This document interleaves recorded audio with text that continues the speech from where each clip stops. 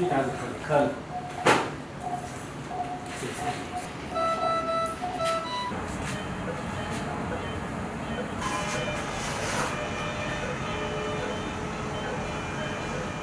The senior emergency, the incident manager for the escalating violence in the.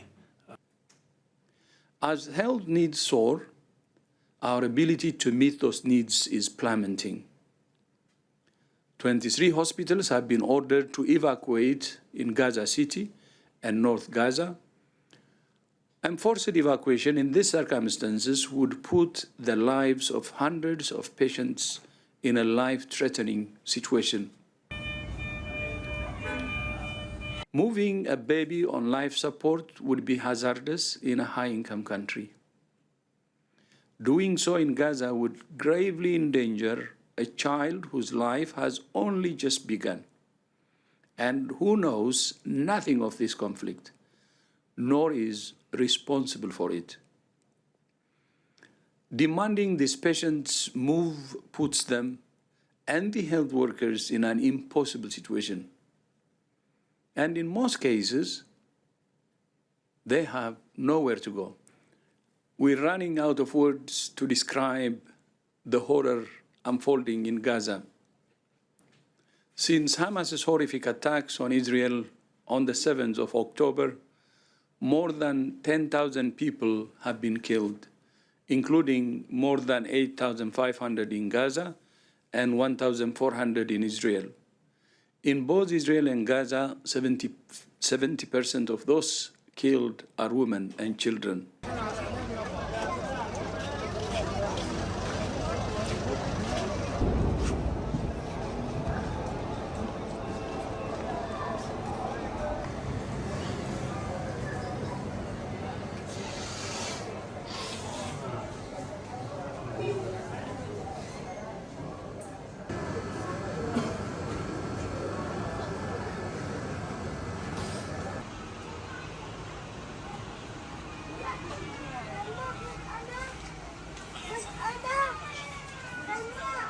At the very least, we need a humanitarian pause in the fighting, and ideally, a ceasefire.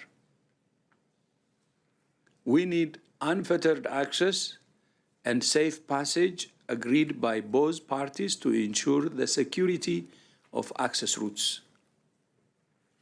Let me be clear. There can be no justification for Hamas's horrific attacks on Israel. I understand the grief, the anger, and the fear of the Israeli people. I also understand the grief, the anger, and the fear of the Palestinian people.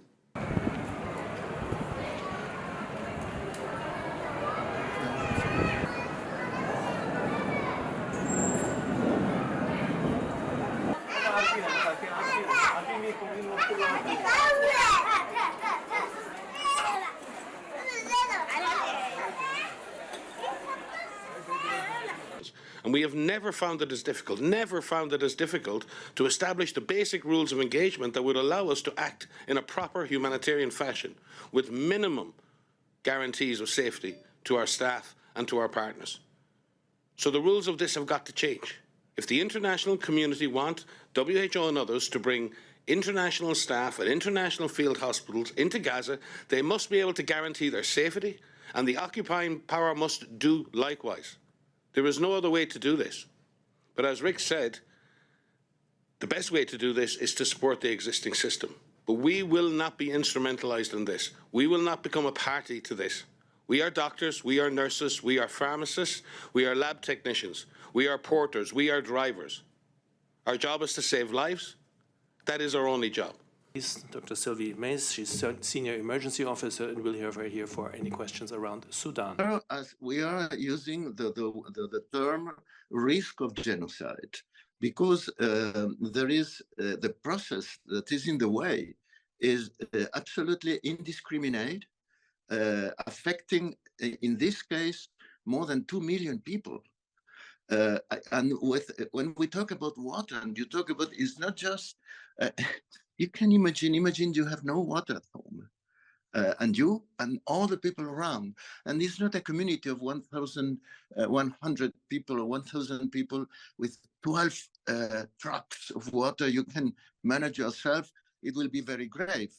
But at present, it's 2.2 million people in a territory without possibility of moving because you receive bombs everywhere and all the time.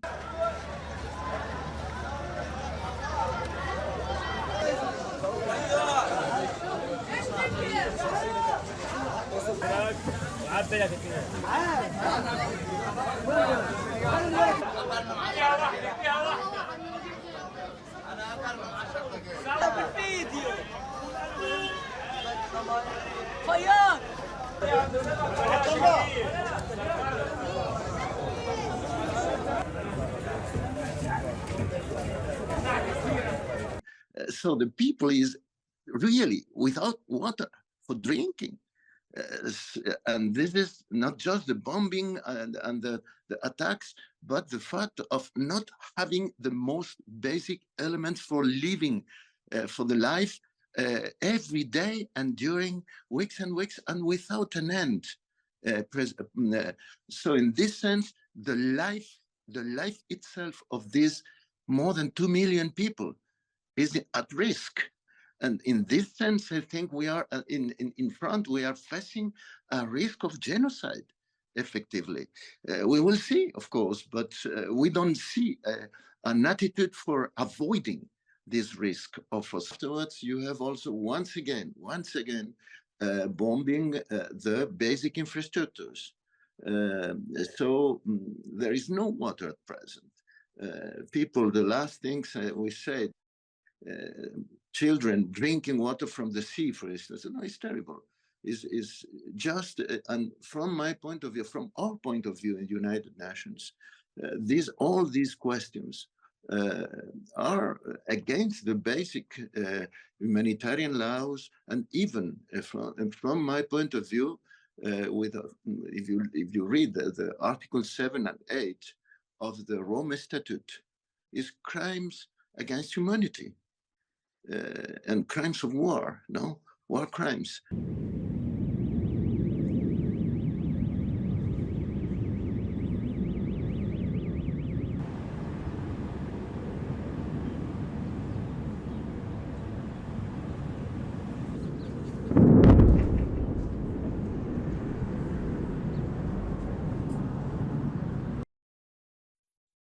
This footage from the Israeli military is said to show the intensity of fighting as Israel's troops push further into Gaza City. But they say they're encountering fierce resistance from Hamas militants using guerrilla warfare. Civilian eyewitnesses tell Reuters that Israeli tanks are sometimes driving over buildings and rubble rather than roads. Similar videos like this one released by Hamas, as well as eyewitness statements from other civilians, suggest the militants are using Gaza, where Israel ordered people to flee from the north. Airstrikes and artillery shelling is making what is already a hellscape that much worse, with growing health risks like raw sewage spreading disease. This young power and fuel supply to Gaza and allowed in only a trickle of food and medicine as it presses its siege. It initially severed all water supply after October 7th, but says it's restored it in southern areas. However, groundwater pumps and desalination plants are offline because there's no electricity. People are scavenging for wood to make campfires and cook food next to heaps of garbage. This woman is saying their suffering is indescribable. On Thursday, Israel's military said it was talking to medical agencies about setting up field hospitals for civilians in southern Gaza, first for wounded and then specialized care. Over a third of Gaza's 35 hospitals are no longer functioning. The Office for the Coordination of Humanitarian Affairs reports yesterday 10 trucks carrying water, food, and medicines entered Gaza through Rafah crossing, bringing the total number of trucks to 227 since October 21. The entry of fuel The Turkish, and also just to say, the Turkish-Palestinian Friendship Hospital in Gaza City reportedly ran out of fuel yesterday and was forced to stop most of its activities, rendering 70 cancer patients at serious risks. Meanwhile, Gaza's telecommunications and internet services were cut for about 80 hours yesterday, leaving civilians in grave danger amid heavy Israeli bombardment from air and land. What are the practical measures that UN is taking or calling for to help those vulnerable patients? The hospital I just mentioned proactively about the issue regarding cancer patients because they had run out of fuel. I think this just only underscores a tragic humanitarian situation, the need for us to be allowed to get fuel in, and also the fact that you cannot, hospitals cannot be evacuated and moved. I mean, you have, whether it's people on dialysis, whether it's people in neonatal units, children in neonatal units, that just cannot happen. And it also yet another reminder of the fact that hospitals cannot be part of any combat.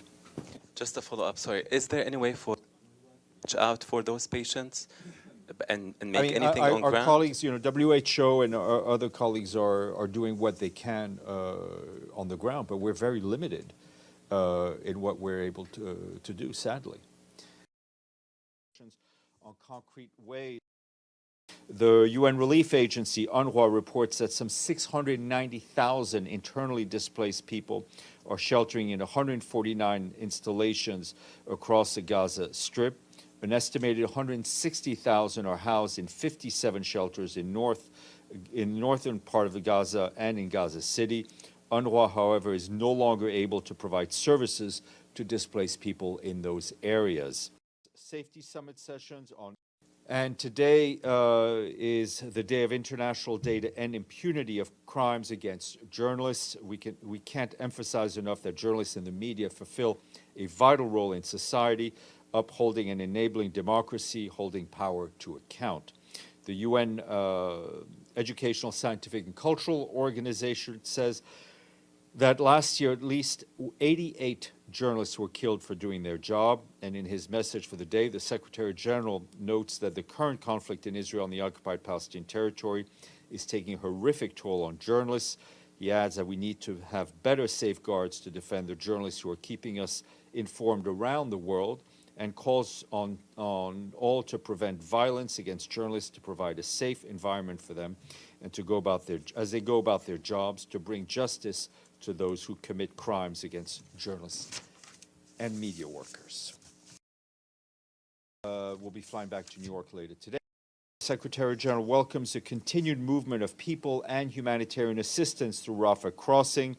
It is essential to have a regular and sustained flow of humanitarian aid into Gaza at the scale needed to meet the mounting needs of the Palestinian population. Yesterday, the Rafah crossing opened for some 80 sick and wounded Palestinians in Gaza to get treatment in Egypt, as well as to a number of foreign passport holders and rotation of UN personnel. The reports that we're getting is that is continuing. That is continuing today. All of this is an important step in the right direction on which we need to build.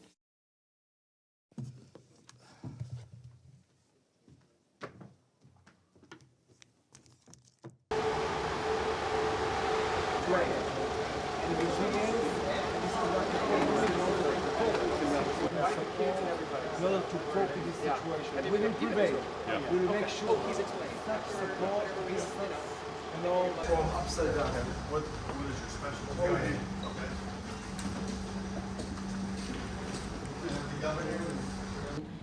2 broken bones in my knee, so she was on me all the time, and I was crying to people. The whole part in the middle, but they stole bodies from the shelter.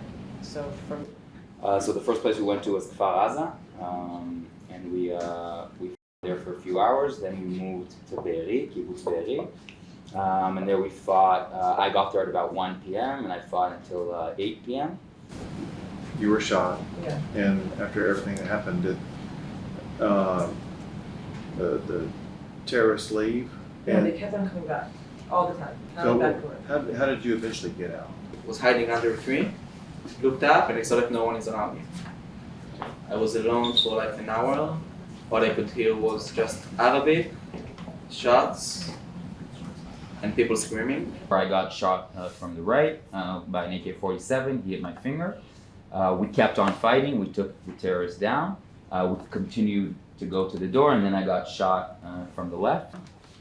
So I have shattered bones all over, a ripped pec and a ripped biceps, and my nervous system is all ripped. I'm Sherelle. I was born in Los Angeles. Yeah. I moved to Israel. They looked for the clinics, they looked for the ambulances, and the first attack was on there, an RPG on the ambulance in order to, paralyze anything that could save people. They shoot an RPG at an ambulance? Yeah, in Be'eri. I couldn't believe it. I felt like inside I thought it was great psychology warfare. And shoot everyone. There were about 40 people in the shelter. They shot. We're very resolute that you need to finish the job, that we have to eradicate Hamas. You have to be able to live in peace and not let these guys come at you. So I'm just thinking if 3,000 people would have come into Oklahoma or come into Texas, we'd be on a warpath right now, right? So, and the fact that the world doesn't understand what's happening, that's where we're here to try to come back and carry that message back to the U.S. And they're not terrorists with guns and a pickup truck anymore. These folks are trained, and there was 3,000. This is very coordinated. It's like our 9/11 that happened in the U.S. So. Hamas needs to be eliminated, obviously from Israel, but also from Gaza. But from the earth, Hamas needs to be eliminated. Everybody's here?